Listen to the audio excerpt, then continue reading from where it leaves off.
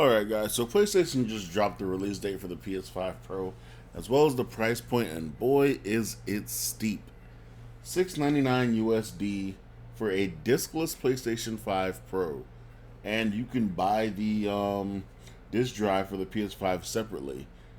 That's kind of ridiculous. So yeah, we're gonna go ahead and get into this because this is not what I expected from this tech showing, but I guess that's all it is a tech showing. But yeah, PS5 Pro $699 USD coming in November. What is it, 7th, 2024?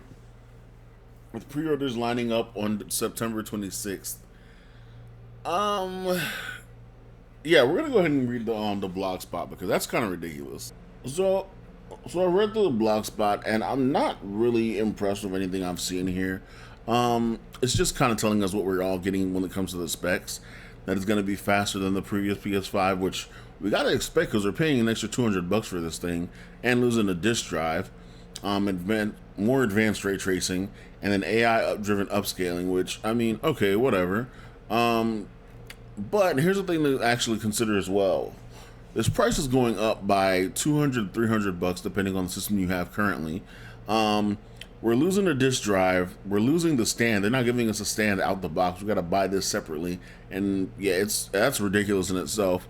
Probably going to be another $100, but we're getting a 2 terabyte SSD with it. Depending on your brand of SSD, that could range you anywhere between $100 to $200. So maybe that covers the cost for some of you. Who knows? But for me, it's not. Like, they're making the PlayStation seem like it's going to be a premium console now, and like that's kind of. It's becoming like Apple. Like, you know how Apple has like their iPhones and they're trying to keep people in the iPhone ecosystem, and they're just doing so much by like making the prices so high because they feel like they have no competition when everybody else is doing the exact same thing they're doing. That's what it feels like PlayStation's doing right now. And I'm not really liking it personally because I'm like, why? For what?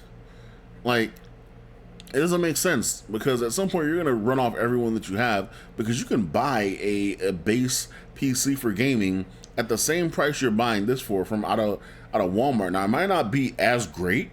It might not be like top of the line, but it will give you pretty much the same thing as you're getting for this, especially as parts are getting cheaper now than they were before. But yeah, this is kind of ridiculous. They're taking away the disk drive, so they're trying to kill off owning your own physical discs, which we already knew was coming when it came to when they dropped the PS5 diskless back before like 4 years ago. We already knew they were going to try to go ahead and take out disk drives and get rid of the physical gaming part of it and make sure that we don't own our own games anymore. But this is kind of the nail in the coffin that's going to push the next generation to not even come with a disk drive. And that's going to make a lot of people mad, but we'll see what happens there. But yeah, this is definitely a letdown. That's honestly all I can say. This is a letdown. I don't know how else to feel about this. They're not giving us anything extra with this. Like, this is all we're getting is the console, the controller, and that's it. They're taking away the disk drive. They're not giving us the stand.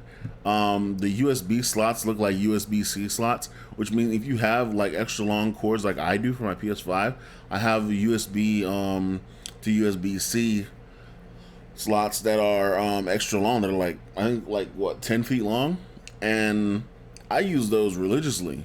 And now I have to go find USB-C to USB-C slots if I want to get a PS5 Pro that are 10 feet long because I want to play my game from, you know, laying on the bed or like away from the actual console while it's charging. Like, this is very disturbing because like they're doing a lot that doesn't need to be done, and like they're making this to where people are just gonna kind of shy away from PlayStation, especially when most of their games aren't even coming out solely for PlayStation anymore. They are dropping most of their games over to PC. So like, why would I stick to PlayStation at this point? I already have a killer gaming PC. I have a PlayStation. I'm not getting an Xbox because no point. So I don't really care when it comes down to it, but a lot of players are probably going to start looking at PlayStation like, what's the point anymore? So yeah, that's pretty much it for me on this video. Let me know what you guys think about this. What do you think guys think about the future of PlayStation when it comes to this decision of dropping the PS5 Pro discless at $300 more than the regular discless version, um, because that's a very steep price jump, and we're not even on the next generation console yet. The next generation console is going to be costing like $1,000. That's going to be ridiculous, bro. But anyway, let me know what you guys think in the comments. I'll catch you guys in the next video. It's been forever. Peace out.